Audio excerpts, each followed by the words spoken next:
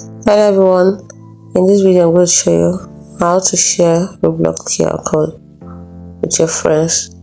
First thing you're going to do is open up your Roblox and then tap on from the home menu, tap on your profile in the top left corner, scroll up and tap on the QR code by left next to the edit profile.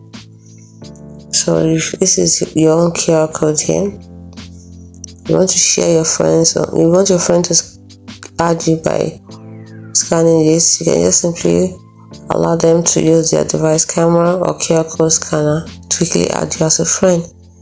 And if you want to be the one to scan them, tap on the QR code scanner at the top right corner, give access to Roblox,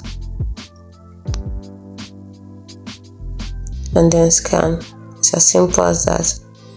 If you found this video helpful, if you did, like and subscribe to this channel for more. Thanks for watching.